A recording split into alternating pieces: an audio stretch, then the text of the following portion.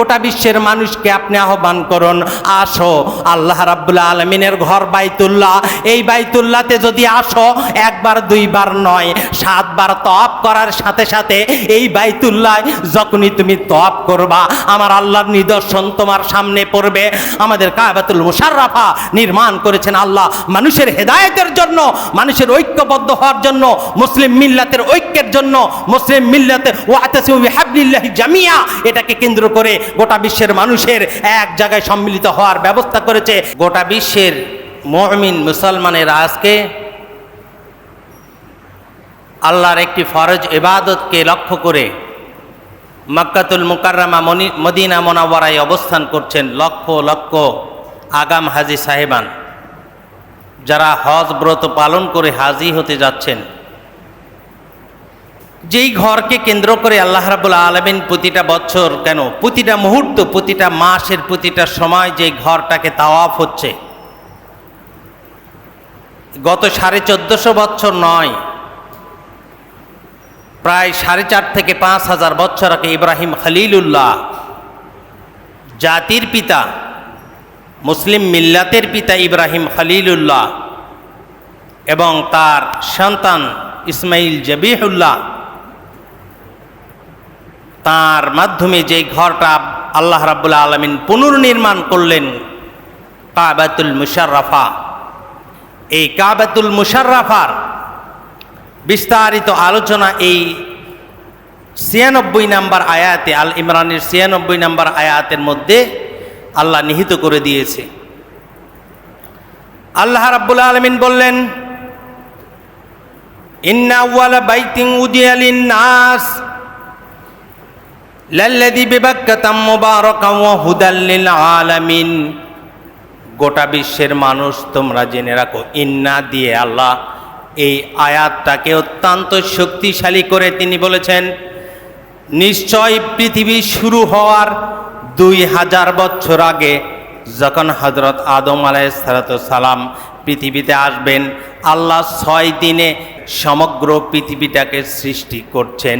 ঠিক ওই সময় আল্লাহ রাব্বুল আলামিন সর্বপ্রথম জান্নাত থেকে ইয়াকুত পাথর দিয়া ফেরেশতাদের মাধ্যমে গোটা পৃথিবীর সবচাইতে মধ্যম জায়গা, যেই জায়গাতে যদি বলি ডান দিক থেকে মাশরিক থেকে মাগরিবের চতুর্দিক থেকে যদি আজকের ভৌগোলিক বিজ্ঞানীরা তারা প্রমাণ করে, তারা সমস্ত দিক দিয়া মেপে আসলে পৃথিবীর যেটা মাঝখান ওই জায়গায় একটা ঘর, আল্লাহর ঘর আল্লাহ তৈরি করে আল্লাহ কোরআনুল কারিমে ঘোষণা করলেন, ইন্না আউয়ালা বাইতিন উদিয়া লিন-নাস, গোটা বিশ্বের মানুষ রে আমি তোমাদের ইবাদতের জন্য, আমি তোমাদের দাসত্ব করার জন্য, আমি আল্লাহর গোলামি করার জন্য। কারণ রাসূল বলেছে, কুল্লুকুম খাত্তাউন ওয়া খায়রুল খাত্তাউন তাওয়াবুন। গোটা বিশ্বের মানুষ, আদম সন্তান তোমরা দুনিয়াতে যারা এসেছো সকলেই ভুলের মধ্যে নিমজ্জিত, সকলেই জীবনে ভুল করবে, ভুল তোমাদের জীবনের সঙ্গে জড়িত। কিন্তু ভুল করলে আবার তওবা করে, আল্লাহর রাসূল বলেছে ওই ভুলকারী সবচাইতে বেশি প্রিয় আল্লাহর কাছে যেই বান্দা ভুল করার সঙ্গেই অনুশোচনা করে আল্লাহর কাছে তওবা করে। আল্লাহ রাসূল বলেছে, কুল্লুকুম খাত্তাউন ওয়া খায়রুল খাত্তাউনা তাওয়াবুন। পৃথিবীর মানুষেরা ভুল করবে, শুধু পৃথিবীর মানুষেরা নয়, আল্লাহ রাব্বুল আলামিন যখন ফেরেশতা কুলকে বললেন, ও ফেরেশতা ইন্নী জাইলুন ফিল আরজি খলিফা, আমি দুনিয়াতে মানুষ প্রেরণ করতে চাই, আমার প্রতিনিধি প্রেরণ করতে চাই। ফেরেশতা সকল বলল রাব্বুল আলামিন, সমস্ত ফেরেশতা বলল রাব্বুল আলামিন, দিনরাত 24 ঘন্টা, প্রতিটা মুহূর্ত, প্রতিটা সেকেন্ড আমরা তো আপনার ইবাদত করছি, আমরা আপনার সেত্ত সানাহ করছি, আমরা আপনার প্রশংসায় সব সময় ইবাদতে মশগুল আছি। রাব্বুল আলামিন মানুষের আগে যে কয়েকবার জিন জাতি গোটা বিশ্বকে তারা বিভিন্নভাবে নস্যাৎ করে দিয়েছে, মারামারি গন্ডগোল করেছে মানুষের আগে, যেই জিন জাতি এসেছে, এই জন্য আল্লাহ রাব্বুল আলামিন সূরা জারিয়াতের 56 নম্বর আয়াতে আমার আল্লাহ বলেছেন, ওয়ামা খালাকতুল জিন্না ওয়াল ইনসা ইল্লা লিয়াবুদুন। আল্লাহ বললেন আমি জিন জাতিকে আর মানুষকে ইবাদতের জন্য সৃষ্টি করেছি। মুফাসসিরিন কেরাম তারা ব্যাখ্যা করেছে, আল্লাহ আগে জিন জাতির কথা বললেন, পরবর্তীতে মানুষের কথা বললেন। এর কারণটা কি? এর কারণের ব্যাখ্যায় মুহাদ্দিসিন কেরাম, মুফাসসিরিন কেরাম এনেছে, মানব জাতির আগে পৃথিবীর জমিনে একাধিকবার জিন জাতিকে আল্লাহ প্রেরণ করেছিলেন, কিন্তু তাদের রক্তারক্তি, তাদের বিভিন্ন নাফরমানির কারণে আল্লাহ তাদেরকে আবার উঠিয়ে নেওয়ার পরে যখন মানুষকে আল্লাহ রাব্বুল আলামিন ফেরেশতাদেরকে বললেন, ইন্নী জাইলুন ফিল আরজি খলিফা, আমি জমিনে খলিফা প্রেরণ করতে চাই, আল্লাহ রাব্বুল আলামিনের এই প্রশ্নের জবাবে ফেরেশতারা বলেছিলেন, রব্বুল আলামিন আমরাই তো আপনার সিত্তসানা করছি, প্রশংসা করছি দিনরাত 24 ঘন্টা, আমাদের তো কোনো রিপু নাই, আমাদের হিংসা মত মহম্মদসর্য, আমাদের ক্ষুধা নাই, আমরা তো শুধু আপনার ইবাদত করছি। শুধু এইটুকুই ফেরেশতা বলে নাই, পরের আয়াতে বলেছে আপনার মানুষেরা, আপনার প্রতিনিধিরা দুনিয়াতে রক্তারক্তি আর মারামারি করবে, এর চাইতে তারা আর বেশি কি করবে? সুতরাং এই কথা যখন বললেন, আমার আল্লাহ প্রতি উত্তরে বললেন, ফেরেশতারা জেনে রাখো, ইন্নী আ'লামু মা লা তা'লামুন, আমি রব্বে কারিম যা জানি তোমরা তা জানো না। আমি আল্লাহ রাব্বুল আলামিন আমার প্রতিনিধি মানুষদেরকে পৃথিবীতে পাঠাইতে চাই, প্রতিনিধিরা আমার জমিনে যাবে, আমি আল্লাহর দাসত্ব করবে, গোলামি করবা, আমি আল্লাহর রেজামন্দি হাসিল করার জন্য পাগল হয়ে যাবে। ফেরেশতা আমি আল্লাহ যা জানি তোমরা তা জানো না। আল্লাহ এইটুকু বলার পরে সমস্ত ফেরেশতারা আল্লাহর কাছে মাথা নত করে তারা তাদের ভুলটা বুঝতে পারল, আর সাথে সাথে আল্লাহর আরশের নিচে বাইতুল মামুর, যেটা আজকে কাবা ঘর, ঠিক এই কাবার উপরে সপ্তম আসমানে একটা ঘর নির্মাণ করা ছিল, ওই ঘরটার নাম হলো বাইতুল মামুর। ওই জায়গায় তারা 7টা তোয়াফ করে দিল, ফেরেশতারা 7 বার প্রদক্ষিণ করলো। আমার আল্লাহ বললেন, ফেরেশতা আমি তো আমার প্রতিনিধি পাঠিয়ে আমি রব্বে কারিম আরশে আজিমে বসে থাকবো না। আমার প্রতিনিধি মানুষ দুনিয়াতে ভুল করবে আর আমি আল্লাহর কাছে তৌবা করবে, আমার প্রতিনিধি মানুষ দুনিয়াতে ভুলের মধ্যে যাবে, আবার আমি রব্বে কারিমকে স্মরণ করে সাথে সাথে আমার পথে ফিরে আসবে। আমি কি তাদেরকে দুনিয়ার জীবনে মাসুম হওয়ার কোনো ব্যবস্থা করব না? আজকে ফেরেশতা তোমরা যেমন 7 বার তাওয়াফ করে আমি আল্লাহর রেজামন্দি হাসিল করলা, আমি আল্লাহরে খুশি করলা, আমি আমার সবচেয়ে আশরাফুল মাখলুকাত মানুষকে দুনিয়ায় সৃষ্টি করার পরে আমি তাদের জন্য মাসুম হওয়ার জন্য ওই বাইতুল মামুরের ওই জায়গাতে আমি আল্লাহ দুনিয়াতে একটি ঘর নির্মাণ করে দিলাম। ফেরেশতাদেরকে জান্নাতের একুত পাথর দিয়া দুনিয়া সৃষ্টির 2000 বছর আগে মুফাসসিরিন কেরাম বলেছে আল্লাহ দুনিয়াতে আজকে যেখানে বাইতুল্লাহ এই জায়গায় ঘর নির্মাণ করে দিলেন। সুবহানাল্লাহি ওয়া বিহামদিহি। বললাম জুমার খুতবায় সময় সংক্ষেপ।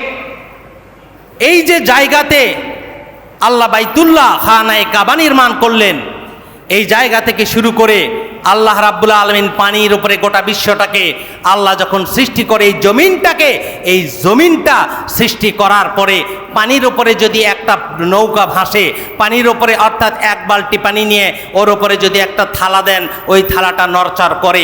আমার আল্লাহ রাব্বুল আলামিন দুনিয়া সৃষ্টির পরে আল্লাহ রাব্বুল আলামিন জাবালকে সৃষ্টি করে দিলেন। জাবালে আবু কুবাইস নামে মক্কাতুল মুকাররমার পাশে যেই বড় পাহাড়টি এখনো আছে, যেখানে আজকে সৌদি সরকারের যে পাহাড়ের পাশে সৌদি সরকারের যে বাসভবনটা আছে, ঠিক এই জায়গায় আমার রাসূল যখন মক্কায় ছিলেন তখন আর দারুল আরকামে আমার রাসূলের একটি কওমি মাদ্রাসা ছিল, যেটা ইসলামী সাম্রাজ্যের মুসলিমদের মধ্যে সর্বপ্রথম একটি মাদ্রাসা। সেই কওমি মাদ্রাসার নাম হলো দারুল আরকাম। এইটাও এই জাবালে আবু কুবাইসের পাশেই ছিল, পাদদেশে ছিল। আমার ভাইরা, এইটাই হলো জাবালে আবু কুবাইস থেকে শুরু করে আজকে যে মাউন্টে, এই যে আমরা যে দেখছি যে আমাদের সবচেয়ে সুউচ্চ পাহাড়গুলো, বাংলাদেশে যেমন পাহাড়গুলি আছে কয়েকটা, গোটা বিশ্বে যতগুলি পাহাড়, এই জমিনটাকে আল্লাহ থরথর করে কাঁপতেছিল, এটাকে শক্তিশালী করে থামানোর জন্য প্যারেক স্বরূপ আল্লাহ রাব্বুল আলামিন পাহাড় সৃষ্টি করলেন। সেই পাহাড়গুলি সৌদি আরব থেকে শুরু করে হীরা গুহা, হীরা পর্বত থেকে শুরু করে এই সমস্ত পাহাড়গুলি আল্লাহ রাব্বুল আলামিন গোটা বিশ্বের মানুষ অর্থাৎ জমিনটাকে স্থিতিশীল করার জন্য প্যারেক স্বরূপ দিয়ে দিলেন। মক্কাতুল মুকাররমা খানায়ে কাবা ফেরেশতারা 2000 বছর পরে আল্লাহ রাব্বুল আলামিন যখন হযরতে আবুল বাশার আদম আলাইহিস সালাতু সালামকে দুনিয়াতে আনলেন। হযরতে আদমকে আমরা তথ্যে পাই আজকের শ্রীলঙ্কার আদম পাহাড় যেটা, ওখানে হযরত আদম আলাইহিস সালাতু সালাম আর আম্মাজান আমাদের আম্মাজান হাওয়া আলাইহিস সালাম, আদি মাতা হাওয়া আলাইহিস সালাতু সালামকে আজকে জেদ্দা, যেটা সৌদি আরবের বিমান ওঠানামা করে, ওই জেদ্দা জাদ্দুন মানে দাদি, ওই জেদ্দা শহরে হাওয়া আলাইহিস সালাতু সালামকে দিলেন রব্বে কারিমের কাছে। হযরতে আদম আলাইহিস সালাতু সালাম জান্নাত থেকে আসার পরে বড় অনুশোচনা করে রব্বুল আলামিনের কাছে দোয়া করলেন, রব্বানা যালামনা আনফুসানা ওয়া ইল্লাম তাগফির লানা ওয়া তারহামনা লানাকুনান্না মিনাল খাসিরিন। রব্বুল আলামিন, আমরা তো ভুল করেছি, আমরা বুঝতে পারি নাই, এই ভুলের পেছনেও কিছু কারণ আছে, জুমার খুতবায় বলতে পারবো না।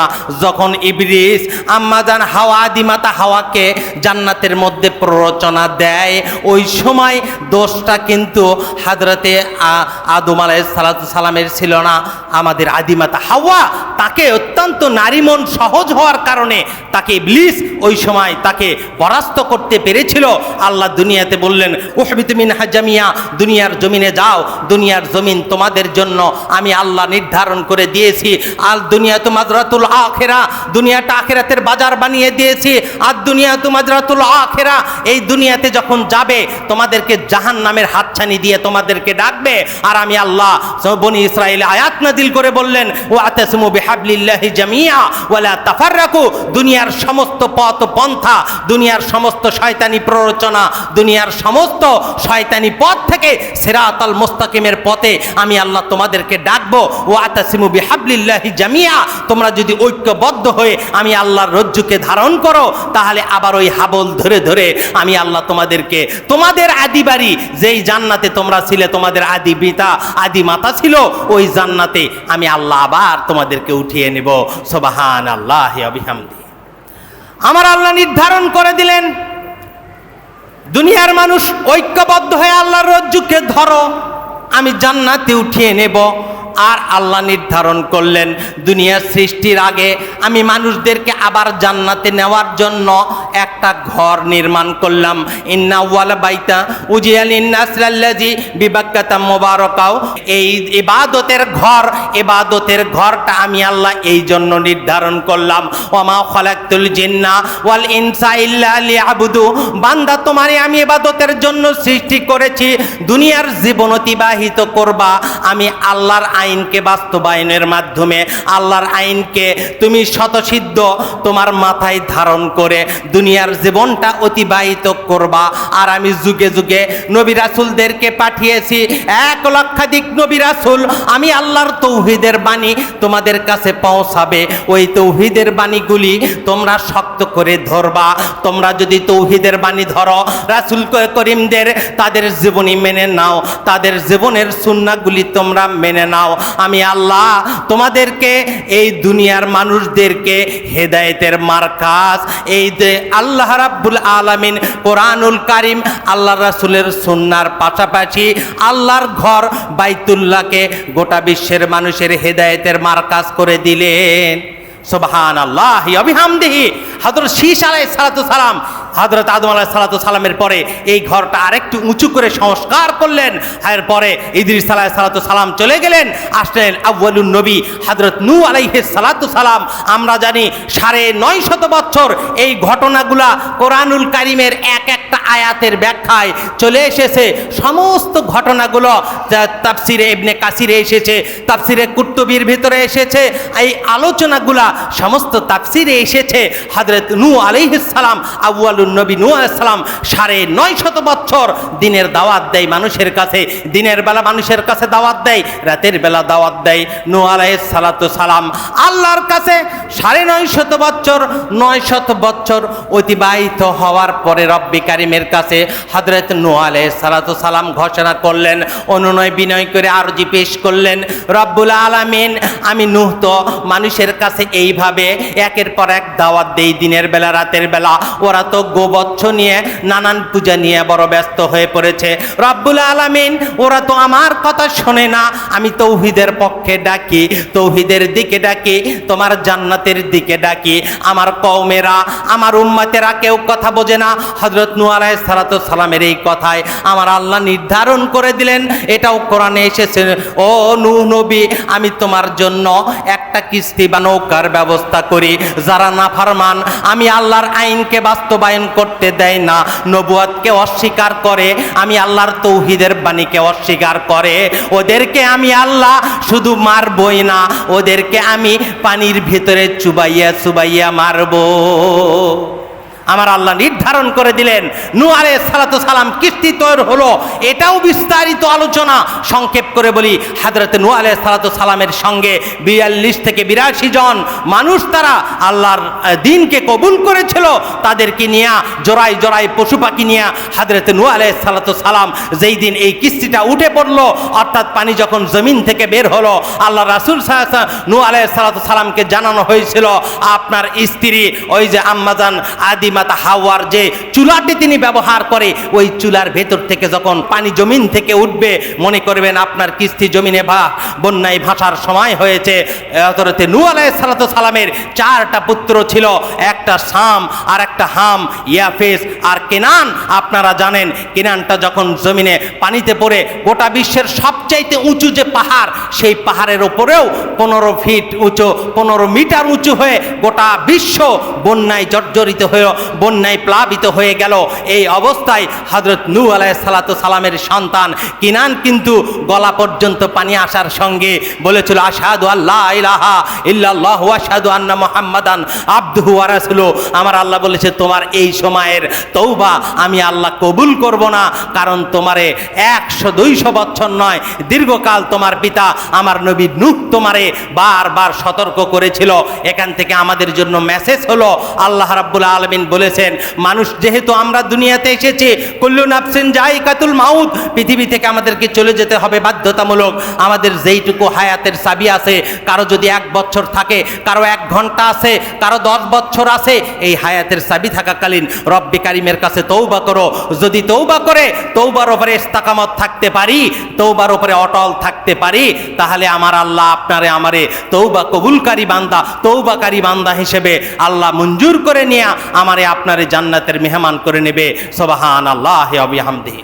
হযরত নূহ আলাইহিস সালাতু সালামের 3 ছেলে, শাম, হাম, ইয়াফেস। এই শামের বংশ থেকে 10ম পুরুষ পর্যন্ত যখন নূহ আলাইহিস সালাতু সালামের প্লাবনটা সংগঠিত হলো, প্লাবন সংগঠিত হবার পরে ওই সময় কাবাটা কোথায় ছিল? আপনারা মুফাসসিরদের এই ইতিহাস অত্যন্ত মারাত্মক। এই বিষয়টা আমি আগেও দেখি নাই। প্রায় 2500 বছর থেকে 2600 বছর, কত বছর? 2500 থেকে 2600 বছর এরকম। এর ভেতরে হযরত হুদ আলাইহিস সালাতু সালাম এসেছিলেন, এরপরে হযরত সালেহ আলাইহিস সালাতু সালাম এসেছিলেন। এই 2 জন নবীও তাওয়াফ করেছে, কিন্তু তখনও কিন্তু নূহ আলাইহিস সালাতু সালামের প্লাবনের পরে কাবায়, খানায় কাবা কিন্তু দুনিয়ার জমিনে নাই। 1 বছর 2 বছর নয়, তাফসীর খুলে দেখবেন 2500 থেকে 2600 বছর পৃথিবীর জমিনে আল্লাহর কাবায় ঘরটা ছিল না। আল্লাহ রাব্বুল আলামিন নূহ আলাইহিস সালাতু সালামের পরে 2 জন নবী তারা আন্দাজ করে, তারা ইন্ডিকেট করে তাওয়াফ করেছিল, কিন্তু যখন হযরত ইব্রাহিম আজরের ঘরে ইরাকের উর নামক শহরে হযরত ইব্রাহিম খলিলুল্লাহ, আমাদের জাতির পিতা ইব্রাহিম খলিলুল্লাহ, তিনি যখন জন্মগ্রহণ করলেন আজরের ঘরে, তিনি তাওহীদের বাণী যখন প্রচার করছিলেন, 40 বছর পর নবুয়তি জিন্দেগি তিনি যখন শুরু করে দিলেন, ওই সময় মাত্র কতদিনের মানুষকে দাওয়াতের মাধ্যমে মাত্র তার স্ত্রী আর তার ভাই হারানের ছেলে লূত আলাইহিস সালাম, আপনারা জানেন তিনিও নবী ছিল। এই লূত আলাইহিস সালামের কওমকে আল্লাহ কিন্তু জমিনের ওপরে নিয়ে অপকর্মের কারণে লূত আলাইহিস সালামের কওমকে তারা পুরুষ হয়ে পুরুষের সঙ্গে অপকর্মে লিপ্ত হওয়ার অপরাধে আল্লাহ জিবরিল আমিনকে দিয়ে লূতের জাতিটাকে উল্টায় নিয়েছে, আসমানে তুলে নিয়েছিল। হযরত লূত আলাইহিস সালাতু সালামের জাতিটাকে, এটাকে তারা পুরুষের সঙ্গে পুরুষের সমকামিতার কারণে অপরাধ আল্লাহ সহ্য করেন নাই। ওই জমিনটাকে এখন পর্যন্ত ওই জমিনটাতে কোনো আবাদ হয় না, আল্লাহ উল্টিয়ে দিয়েছিলেন। আল্লাহ রাব্বুল আলামিন এই লূত আলাইহিস সালাতু সালামকে নিয়ে ইরা ইরানের উর শহর থেকে ইরাকের উর শহর থেকে হযরত ইব্রাহিম খলিলুল্লাহ হিজরত করতেছিলেন। বিস্তারিত আলোচনা আপনাদেরকে বলি। ইব্রাহিম খলিলুল্লাহ প্রতিমধ্যে মিশর অতিক্রম করছিলেন। সিনান ইবনে ইরওয়ান ওখানকার তৎকালীন রাষ্ট্রপতি ছিল, তৎকালীন বাদশার নাম সিনান ইবনে ইরওয়ান। তিনি কিন্তু এই সিনান ইবনে ইরওয়ান এই ব্যক্তি ছিল দুশ্চরিত্র। হযরত সারা আলাইহিস সালাতু সালাম হযরত ইব্রাহিম খলিলুল্লাহর স্ত্রী, প্রথম স্ত্রী। তিনি কিন্তু অত্যন্ত রূপবতী সুন্দরী ছিল। আম্মাজান হাওয়া, আদিমাতা হাওয়াকে সুন্দরী বলা হতো। তারপরেই এসে যাকে সুন্দরী বলা হতো ইব্রাহিম খলিলুল্লাহর স্ত্রী আম্মাজান হাওয়া, আম্মাজান সারা আলাইহিস সালাতু সালাম। তিনি ওই সময় ওই বাচ্চা দ্বারা আক্রান্ত হয়েছিলেন। এটা বিস্তারিত একটি ঘটনা কোরআনুল কারিমে আল্লাহ বিস্তারিত দিয়ে দিয়েছেন। আমি আপনাদেরকে বলছি সংক্ষিপ্ত ইতিহাসে এই দিকে কেন যাচ্ছি, কারণটা হলো কাবা আল্লাহ রাব্বুল আলামিন যার দ্বারা পুনর্নির্মাণ করবেন এই ইব্রাহিম খলিলুল্লাহ ওই বাচ্চাকে যখন বারবার আল্লাহ আযাবের মধ্যে ফেলে দিচ্ছিল, যখনই সারা আলাইহিস সালাতু সালামের দিকে কুনজরে বাচ্চা যাচ্ছিলেন, ঠিক ওই সময় আমার আল্লাহ রাব্বুল আলামিনের কাছে দুরাকাত নামাজ পড়ে আল্লাহর নবী ইব্রাহিম খলিলুল্লাহ দোয়া করলেন, রাব্বুল আলামিন আমার স্ত্রী বড় বিপদগ্রস্ত, এই বাচ্চা সিনান ইবনে ইরওয়ান বড় দুর্ধর্ষ, এর সামনে আমি আর আমার ভাতিজা লুত কিছু করতে পারবো না। আর আশ্রম মিনাল্লাহ রাব্বুল আলামিন, আমি আপনার কাছ থেকে সহযোগিতা চাই। আমার আল্লাহর কাছে দুরাকাত নামাজ পড়লেন। আমরাও যখন বিপদে পড়ি আম্বিয়া কুলের এই সুন্নাহটা আমরাও মানি। আমার রাসূল যখনই বিপদে পড়তেন মসজিদে যে দুরাকাত নামাজ পড়ে রব্বে কারিমের কাছে হাত উঠে দোয়া করতেন। ঠিক একইভাবে ইব্রাহিম খলিলুল্লাহ দোয়া করলেন। আমার আল্লাহ বললেন, ইব্রাহিম আমার খলিল, আমার বন্ধু, আমি তোমার দোয়া কবুল করলাম। ওই সিনান ইবনে ইরওয়ান তোমার স্ত্রীর এক জাররা ক্ষতি করতে পারবে না। আমি আল্লাহ তার হেফাজতের ব্যবস্থা করলাম। এই দৃশ্যটা আল্লাহ রাব্বুল আলামিন ইব্রাহিম খলিলুল্লাহকে আজকের যেমন সিসি ক্যামেরা অথবা আজকের লাইভের মতো আল্লাহ ওই ঘটনাটা দেখিয়ে দিলেন। সিনান ইবনে ইরওয়ান যখনই হযরত সারা আলাইহিস সালাতু সালামের কাছে আসে তখনই তার জমিনের ভেতরে পা হাত দিবে যায়। তিনবার হবার পরে তিনি বললেন, এবার আল্লাহর কাছে দোয়া করো, আমি আর তোমার দিকে হাত বাড়াবো না। এই কথা শুনে সারা যখন দোয়া করলেন, এরপরে ইব্রাহিম খলিলুল্লাহ আম্মাজান সারা দোয়া করার পরে আল্লাহ রাব্বুল আলামিন খুশি হয়ে, ওই সিনান ইবনে ইরওয়ানও খুশি হয়ে তার কাছে একটা দাসী দিয়েছিল। তার নাম হলো, আমরা যেটা জানি হাজেরা, ওটাকে হাজার বলা হয়। কিতাবে এসেছে ওটা হাজার আলাইহিস সালাম। আম্মাজান হযরতে ইসমাইল জবিহুল্লাহর আম্মা হাজার আলাইহিস সালাতু সালামকে উপঢৌকন পাওয়ার পরে ইব্রাহিম খলিলুল্লাহ তাকে দ্বিতীয় স্ত্রী হিসেবে গ্রহণ করলেন। যখন ফুটফুটে একটা সন্তান ইসমাইল আলাইহিস সালাতু সালামের যখন 18 বছর বয়স হলো, মাদায়েন থেকে আজকের শামদেশ প্যালেস্টাইন যেখানে বাইতুল আকসা এর আশেপাশে হযরত ইব্রাহিম খলিলুল্লাহ ছিলেন। ইয়ারফাউ ইব্রাহিম খলিলুল্লাহ, ইব্রাহিম খলিলুল্লাহকে আল্লাহ ডাকলেন, যাও তোমার জন্য আল্লাহর ঘর নির্মাণের ব্যবস্থা করেছি, কানায়ে কাবা তুমি নির্মাণ করো। হযরত ইব্রাহিম খলিলুল্লাহ সেখান থেকে মাদায়েন থেকে আজকের প্যালেস্টাইন থেকে তিনি মক্কাতুল মুকাররমায় গেলেন।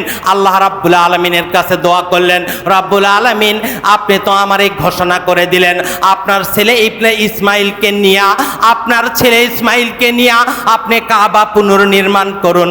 রাব্বুল আলামিন আমি তো কাবার লেআউটটা দেখতে পাই না, কোথায় নির্মাণ করব এই নকশা তো আমার কাছে জানা নাই। রাব্বুল আলামিন আমি আপনার কাছে সহযোগিতা চাই, কোথায় কাবাটা আমি নির্মাণ করব জানি না। হযরত ইব্রাহিম খলিলুল্লাহ তার কথা মতো আল্লাহ বললেন, ইব্রাহিম যাও, আমি আল্লাহ ইঞ্জিনিয়ার হিসেবে জিবরিল আমিনকে পাঠিয়ে দেব, আমি আল্লাহ কোন জায়গায় কাবা নির্মাণ হবে ব্যবস্থা করব। হযরত ইসমাইল আলাইহিস সালাম 18 বছর বয়সে ইব্রাহিম খলিলুল্লাহর সঙ্গে কাবার পাশে গেলেন।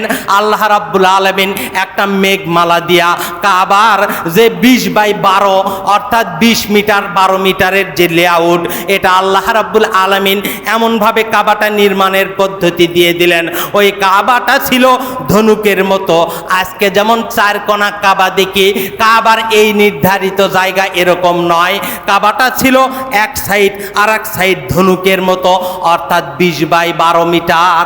এই কাবাটা ইব্রাহিম খলিলুল্লাহ যখন অপরিষ্কার ছিল, আল্লাহ ফেরেশতা দিয়া বাতাস দিয়ে জায়গাটা পরিষ্কার করে দিল। কাবা যখন নির্মাণ করবে, আমার আল্লাহ বলেন, ইব্রাহিম তুমি একটু থামো, এই কাবা নির্মাণের জন্য আমি আল্লাহ 5টা পাহাড়কে নির্ধারণ করে দিলাম, আমার ফেরেশতা সহযোগিতা করবে কাবাকে নির্মাণ করার জন্য, খানায়ে কাবাকে নির্মাণের জন্য। ইব্রাহিম খলিলুল্লাহ অপেক্ষা করলেন। এর পাশে আল্লাহ রাব্বুল আলামিন এই যে হীরা পর্বত, এখান থেকে কিছু পাথর সেখানে নেওয়া হলো। হযরত মূসা আলাইহিস সালাতু সালাম যেই পাহাড়ের ওপরে হযরত মূসা আলাইহিস সালাতু সালাম নবুয়ত প্রাপ্তি হয়েছিলেন, ওই পাহাড়ের থেকে এরপরে জুদি পাহাড়, যেখানে ওই যে নূহ আলাইহিস সালাতু সালামের কিস্তি যেই পাহাড়ে আটকে গিয়েছিল, এরপরে প্যালেস্টাইনের একটা পাহাড় থেকে আল্লাহ রাব্বুল আলামিন পাথর সংগ্রহ করে ইব্রাহিম খলিলুল্লাহকে বললেন, ইব্রাহিম খলিলুল্লাহ তুমি এখন কাবা চত্বর নির্মাণ, কাবা ঘরটা নির্মাণ শুরু করে দাও। হযরত ইব্রাহিম খলিলুল্লাহ কাবা নির্মাণ করছে, যখন বুক পর্যন্ত উঠে গেল, উনি আর উপরের দিকে উঠতে পারে না। রব্বে কারিমের কাছে উপরের পাথর অতটুকু উঠে যায়। এত সুন্দর ব্যবস্থা আমার আল্লাহ ইব্রাহিম খলিলুল্লাহকে দিয়া এই কাবাতুল মুকাররমা, আজকের এই কাবাতুল মুশাররাফা খানায়ে কাবা আল্লাহ সুন্দর করে নির্মাণ করলেন। নির্মাণ করার পরে আমার আল্লাহর কাছে রব্বানা জালামনা আনফুসানা, এরপরে আমার আল্লাহর কাছে হযরত ইব্রাহিম দোয়া করলেন, রব্বুল আলামিন আমার এই কাবাটুকু আপনি কবুল করেন, আমি তো চেষ্টা করেছি, আমার এই কাবা আপনি গ্রহণ করে নেন। আল্লাহর নির্দেশে কাবা নির্মাণ করে ইব্রাহিম খলিলুল্লাহ বলল, আল্লাহ 5টা পাহাড়ের এই কিছুটা পাথর আমার কাছে অবশিষ্ট আছে, এই পাথরটা আমি কি করব? আল্লাহ রাব্বুল আলামিন বললেন, আমি আপনাকে পাথর ভাঙার কথা বলছি। আল্লাহর নির্দেশ ক্রমে ওই পাথরগুলি বালির মতো, সমস্ত পাথরগুলি একাত্রতা করে সমস্ত পাথর বালিতে রূপান্তরিত হয়ে গেল রব্বে কারিমের নির্দেশ মতে। ইব্রাহিম খলিলুল্লাহ বলল, রব্বুল আলামিন আমার আর কি করার আছে? আমার আল্লাহ বললেন, আপনি ওই পাথরের গুঁড়াগুলি আপনি নিজের ভুঁ দিয়া, অর্থাৎ বাতাস দিয়া, নিজের মুখের হাওয়া দিয়া ওই পাথরগুলি বালিগুলি আপনি ছিটিয়ে দেন। হযরত ইব্রাহিম বললেন, রব্বুল আলামিন শুধু আমি এখান থেকে এক মুঠো বালু যদি আমি ছিটাইয়া দেই, এর দ্বারা কি মুজিজা হবে আমার একটু বুঝিয়ে বলেন। আমার আল্লাহ বলে, ইব্রাহিম খলিলুল্লাহ আপনি তো পাথরটা শুধু একবার ফোঁ দিয়ে বলবে, যেমন আমাদের রাসূল আখিরি জামানার পয়গম্বরকে আল্লাহ বলেছিলেন, ওমা রমাইতু ইজ রমাইতু ইন্নাল্লাহা রমা। আমার আল্লাহ বলেছেন, নবী গো আপনি শুধু ফুৎকার দেন, সমস্ত কাফেরের চোখে বালি পৌঁছানোর জন্য আমার আল্লাহর কুদরত ব্যবস্থা করে দেবে। সুবহানাল্লাহি ওয়া বিহামদিহি। ইব্রাহিম খলিলুল্লাহ আপনি শুধু ফোঁ দিয়ে দেন, আল্লাহ রাব্বুল আলামিন ফেরেশতাদেরকে দিয়া গোটা বিশ্বে ওই পাথর চূর্ণর একটা বালিকণা যেখানে পড়েছে, আল্লাহ রাব্বুল আলামিন খানায়ে কাবার বদৌলতে ওটা যদি হয় হেড অফিস, তাহলে গোটা বিশ্বের সমস্ত মসজিদ হলো হেড অফিসের আওতাভুক্ত। আমাদের এই মসজিদগুলি খানায়ে কাবা, এই কাবার অংশ হিসেবে, বাইতুল্লাহ হিসেবে গোটা বিশ্বের লক্ষ লক্ষ মসজিদ। এটা যদি সমুদ্রের মধ্যে একটা কণা পড়ে থাকে, আমার আল্লাহর কুদরতে সেখানে বালি চর হয়ে সেখানেও একদিন লোকালয়ে আবাদ সৃষ্টি হবে। আমার আল্লাহ জঙ্গলে ফেলে দিলে সেখানেও আল্লাহ মানুষের আবাদ করে সেখানে আল্লাহর ঘর নির্মাণ হবে। অর্থাৎ ইব্রাহিম খলিলুল্লাহর ওই পাথরের কণা, এই কণাগুলি গোটা বিশ্বে সমস্ত জায়গাতে আল্লাহ রাব্বুল আলামিন ছড়িয়ে দিয়েছে। আজকে যে মসজিদে আমরা উপস্থিত হয়েছি, এটা ইব্রাহিম খলিলুল্লাহর বদৌলতে আমার আল্লাহ নির্ধারণ করে নিয়েছে। গোটা বিশ্বের মানুষেরা এইভাবে যখন হযরত ইব্রাহিম খলিলুল্লাহ তাকে যখন এই বালু যখন তিনি প্রচার করে দিলেন, এরপরে আল্লাহর কাছে বললেন, আল্লাহ আর কি কাজ? রব্বুল আলামিন করলেন, আযানো আমা আলামিন, গোটা বিশ্বের মানুষকে আপনি আহ্বান করুন, আসো আল্লাহ রাব্বুল আলামিনের ঘর বাইতুল্লাহ, এই বাইতুল্লাহতে যদি আসো একবার দুইবার নয় 7 বার তওয়াফ করার সাথে সাথে এই বাইতুল্লাহ যখনই তুমি তওয়াফ করবা, আমার আল্লাহর নিদর্শন তোমার সামনে পড়বে।